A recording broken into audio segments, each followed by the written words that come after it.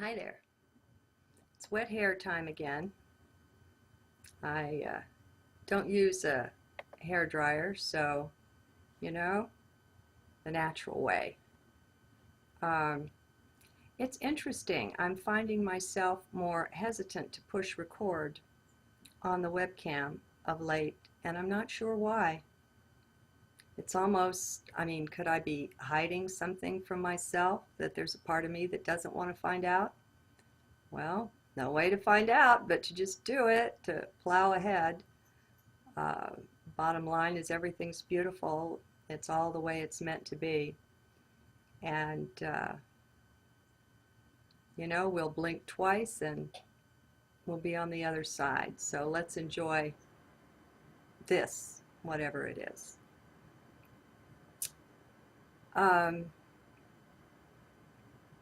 I've been feeling a bit more like a fool of late. Not that I'm as brilliant as him, nowhere near, but it reminds me of, gosh, it wasn't St. Francis, Thomas Aquinas, doctor of the church, who wrote Summa Theologica and was one of the greatest theologians and logicians and thinkers, not only of his time, but of our time. I mean, of all time. And how, after having written so much and being such an authority and so revered and looked up to and taught and all the rest of it, we don't know what happened because he didn't tell us. I'm going to guess and say he had an awakening, an experience of some sort, where much more was revealed to him. Maybe the all. Is that possible?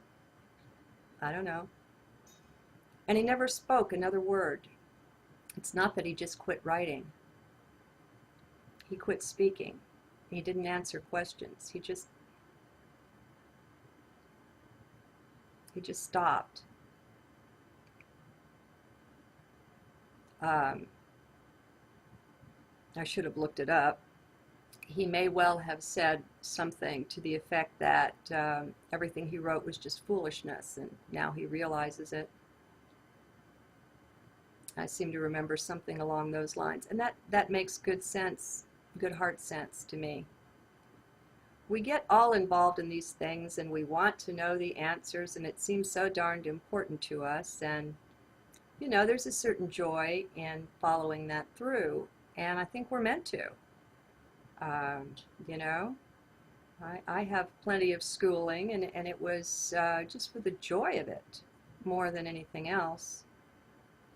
But when we're deep at our central core, there's something burning that I think may be intensifying in these days, or maybe it's just now that we're tuning into it or something, I don't know.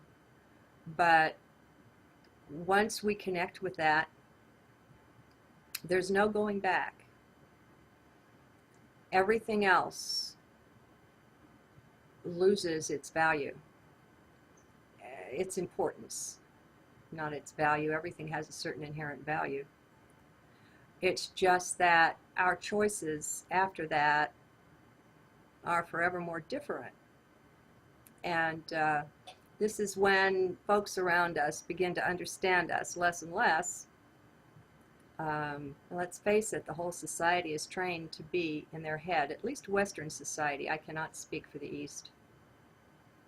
And maybe that's why we've had so many wise and beautiful teachers rise up from the East, is they don't have this mental addiction. It really is. It's an addiction to left brain, not just to the mind.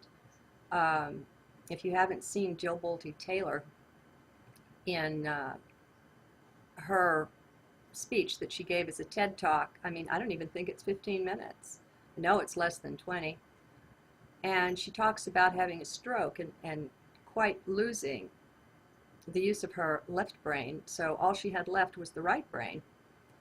And being a brain neuroscientist type, she paid very close attention to everything.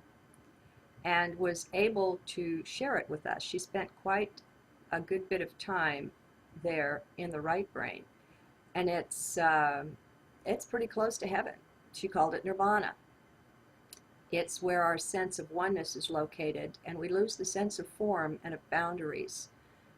She couldn't even distinguish where her arm quit and the wall began. You know, it just all merged and blended in the sight given by the right brain. So we do have this magnificent apparatus that we walk around with every day. But, you know, we're a nation and maybe a world of right-handed people, which means we're left-brained because the right side of the body is controlled by the left brain and vice versa. It used to be thought in the last centuries that to be left-handed was to be of the devil. You know, they called it the left-handed path. And that's one of the ways that our creativity was crushed, crunched, and stomped upon. You know, they wanted to put it out as much as they could. Intuition probably doesn't reside there. I find it in heart. But, you know, at a certain point, the heart and the head join up. And it's not any more of this either-or thing, because the either-or thing is very 3D, isn't it? It's polarized. It's duality. And that's what it's not like we're in 3D and we're going to leave it behind and we're going to go to 4D and there won't be any of us left in 3D. I find that linear. And it seems more to me like we're expanding beyond. And we contain all of these things. And in a way, it's where's our central focus? Now, why it is we have a central focus, for instance, that's locked here in 3D right now, I can't say. I don't know what that's all about. The one thing, and I'll put links in the transcript, by the way, to the names I mentioned. The one thing that Chris Thomas in Great Britain there, who speaks of the Velon, has right in my intuition, in my discernment, is the getting of the whole soul into the body. We're operating on just a portion of the fullness of our being. And we've not only been dumbed down, I mean, education is a rape of the mind the way it is today. It's not nearly what it's going to be in the golden age up ahead. It will be celestial compared to what we have now. But there was a method and a meanness and a madness to it as well to keep us down in lower frequency and vibration so that we wouldn't rise up. These are higher frequencies that we're entering now. I was just listening to a presentation. It was over 3 hours that Alex Collier gave at the ranch, introduced by Jay-Z Knight.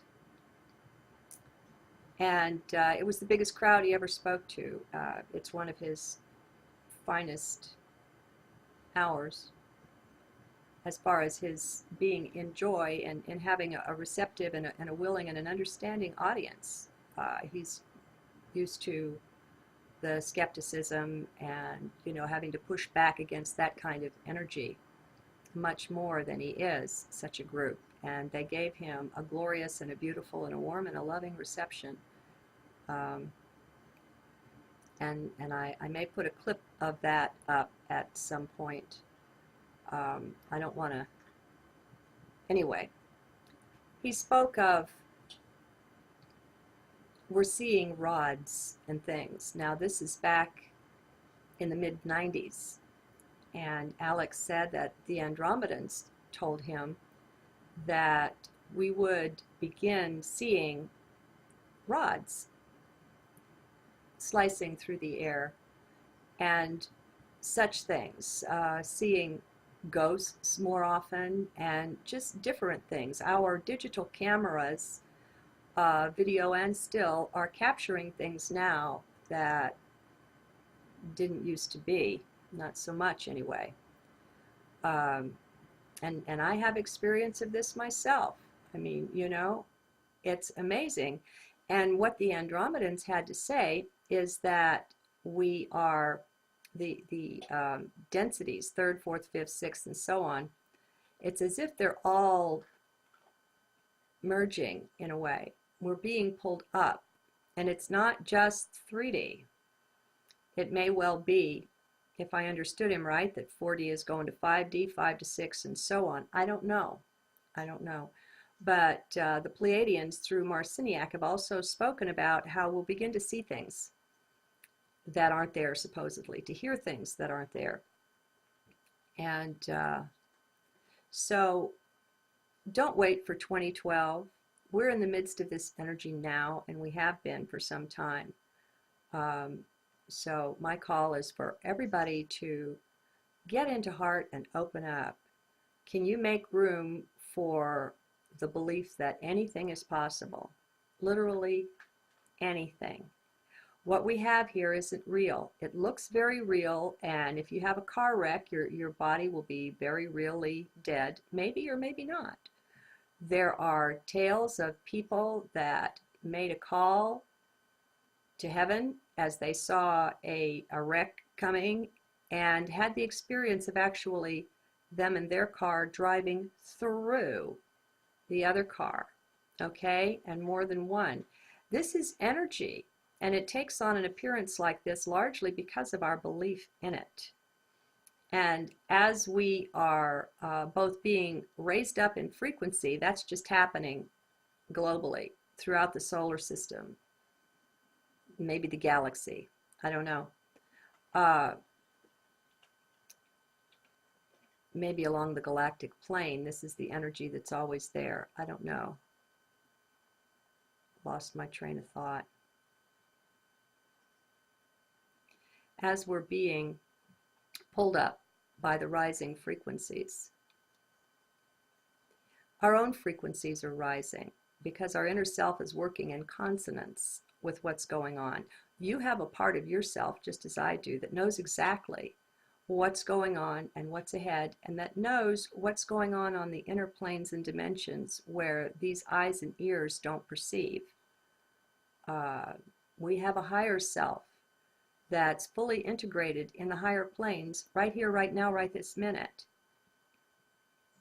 and has what you might almost call, what you could call a life of its own. It's not dependent on this 3D manifestation. And we exist like a ladder. I don't know, maybe all the way up. It's pretty darned amazing. There's one piece I do want to share.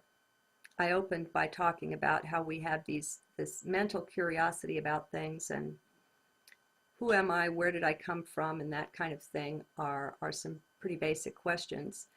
And the Andromedans have explained to Alex where our universe came from. They said that at one time we were all elsewhere in a very different existence, a different universe, and that universe was rising and rising and rising in consciousness and frequency, and it was entering into perfection along the lines of what's going on here.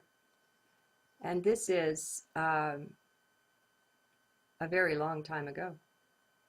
As it was rising, there were those that weren't going to go along with it. And you get the sense that some, most, or all of them just weren't ready, you know, to leave the lower dimensions. There may well also have been those that chose not to take that ride up into a more complete and total oneness with Source, and chose to stay behind the Bodhisattva type. I don't know. One way or another, there were those that didn't go with it, and that was us. And he speaks about a new energy emanating from the black holes that started in, they have a date. I think it's equinox, March 23rd of 94. All of a sudden it just started, and not just from one black hole, but from all of them, a brand new frequency. never met, measured, or known before. There it was. And so I'll put a clip in here where he talks about how there's a new 12th density or dimension that's being discovered by ETs, by beings of light anyway, who report on down, you know, the ones that are on 9, 10, and 11 report to those that are on 7, 8, 9, and it goes on down until the word gets to us that there are these new beings unlike anything, anywhere, ever before, that are on 12D that can actually look down and see into and through all of the densities at once. And they may well have something to do. Oh, and this this new density doesn't have any kind of polarity. There's still a polarity on 4D and 5D and so on. It's just that instead of polarizing like the tendency is in mind and in 3D, you take up a position on something and you defend that and you consider it right and something else wrong.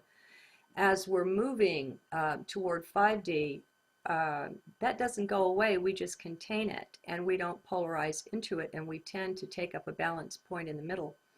And so we can see the perspectives on either side and appreciate them.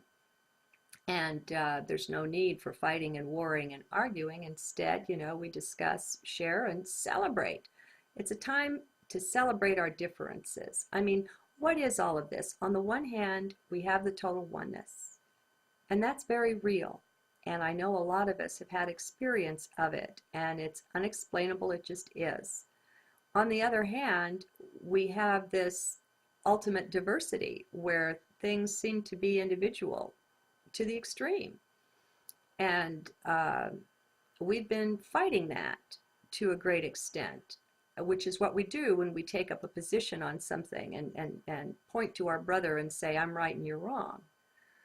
And as we rise up, we contain that. And we don't say, I'm right and you're wrong. You know, we go by the way our heart guides and leads us. And the thing is, why would there be billions and billions of us if we were all meant to be the same, to believe the same, to think the same? The little joke, what if all the birds in the forest only sang the top 10 tunes? What a travesty. What a mockery of diversity. And so we've got very small ideas around diversity, but there's an ultimate diversity where each one is meant to sing their own song. I mean, look at the symphonies of Beethoven, 1 through 9. Look at the variation in them. It's tremendous. And they're all whole and they're all complete and they're all ultimately beautiful. And they will take you to different places and spaces. And I think each one of us is a musical composition like that. And we're not meant to be the same. We are meant to see things differently. And yet we're also meant to participate and share in the oneness and be able to appreciate the way we can see through our brother's eyes and see the beauty of that perspective on life. And so we all grow and expand as we interact and merge and share, and yet we retain our individuality. Okay, so there's a certain kind of a polarity to this, a duality that doesn't defeat us. It gets more and more contained, less and less intense as we rise, but on this new density, it's just one.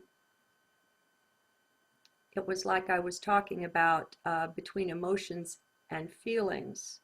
With the human feelings, you have the poles, the happiness and the sadness, you know, and with the more divine emotions, or the heart feelings, if you will, there's no opposite. There's a divinity acting there. So anyway, I'll quit chattering because this is going to be rather long once I put the Collier clip into it. Love, light, and blessings to you. Good day. Okay, a couple things that I was asked to go over again was the implosion of third density and what that really entails. And I know I kind of skimmed over it. So what I'm going to do is to share with you what I have been told. Now, some of you may understand the physics of this better than I do. I'm just basically the messenger, one of the messengers. Okay, according to the Andromedans, 21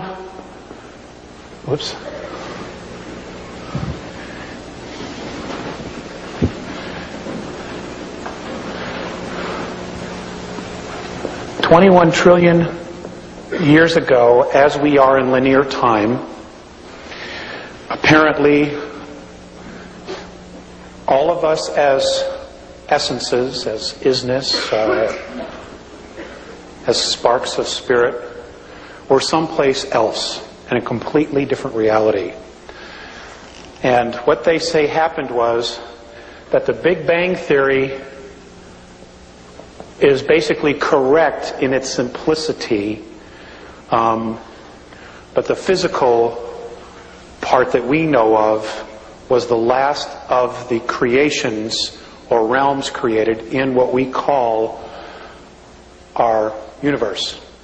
Okay, now when I'm referring to universe, I want you to know that I am talking about all of the 11 creational densities or planes. That'll make it simpler for you. What they say happened was that all the black holes were created because wherever we were, that space, that universe, began to evolve. And as it evolved, those of us who weren't ready to evolve literally gained weight in mass. Okay? And in gaining weight, we started to fill black holes. And at some point, when this other universe evolved to a certain frequency, those of us that didn't literally broke out of those black holes and created this space which we call our universe. And what we're witnessing 21 trillion years later is the same thing happening.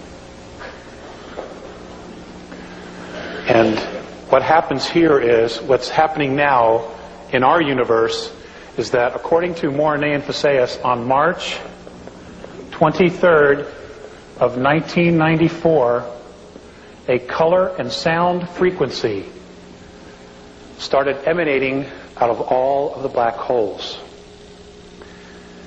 And the color and sound literally, in its unified effect, is attaching to all of the densities or planes. What's happening is that it's raising all the frequencies. Everything is literally being pulled up from the bootstraps. It is literally creating a holograph over these 11 creational planes. They're calling this the 12th. And the reason they are is that it is unified, but yet it's separate. And that they have been told by other races that there are beings of consciousness never seen the likes of before inside this 12th. And that they literally have the ability to look straight down through all the dimensional levels.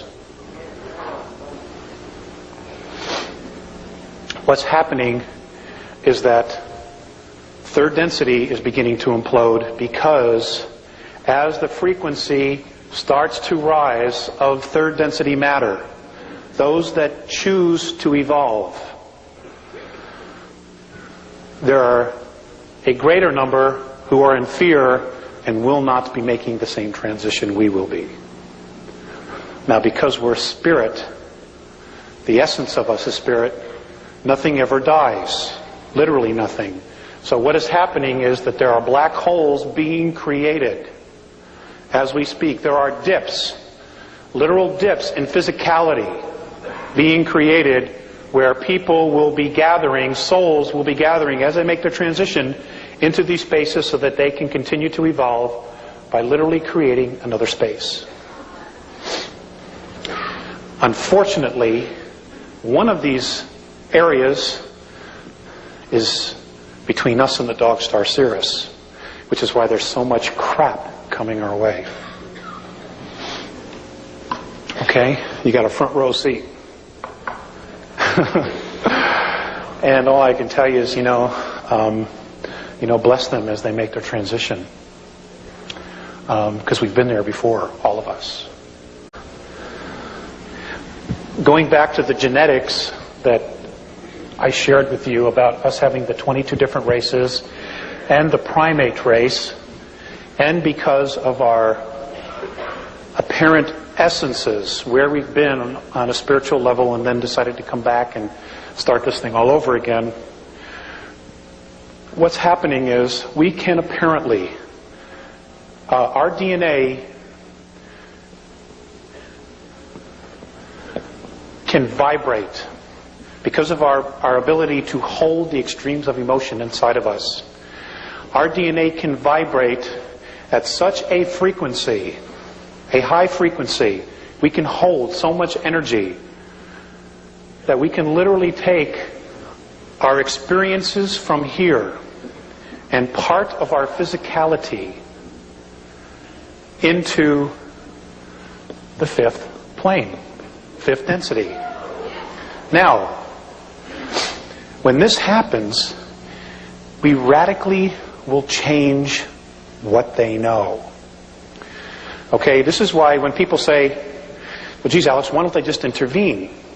That there's more to that than you think, because when they come down here and they commingle with us, it not only changes our reality, it changes their reality.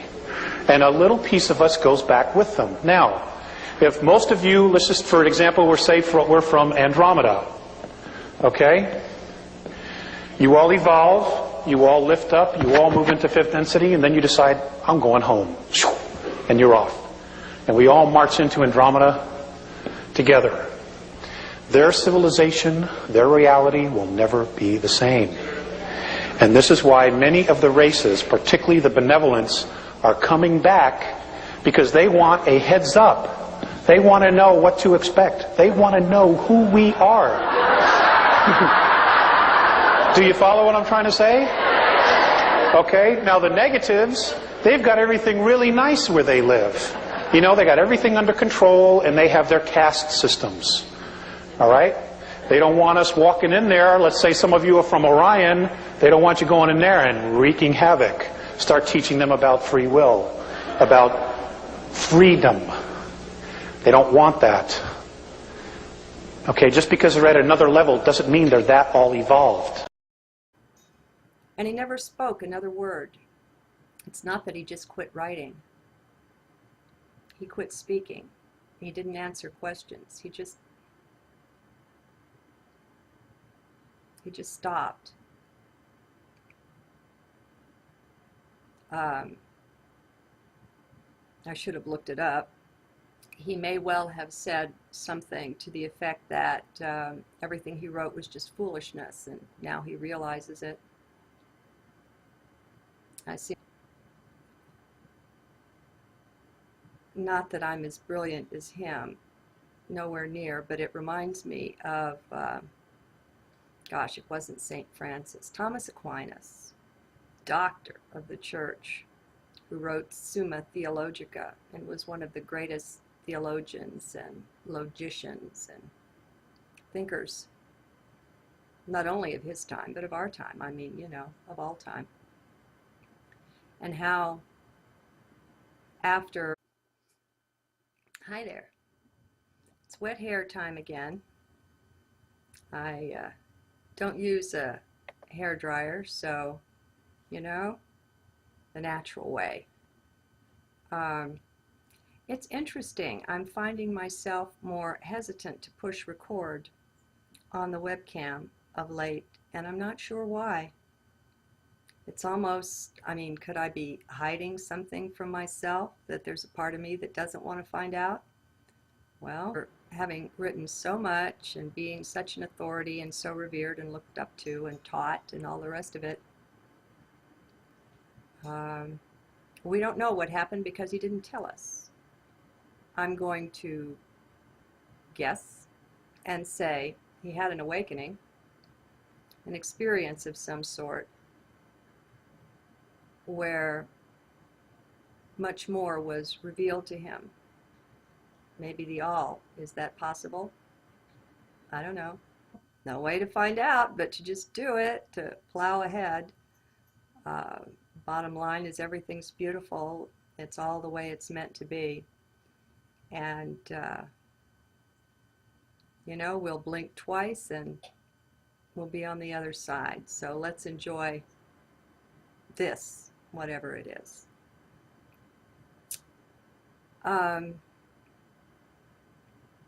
I've been feeling a bit more like a fool of late.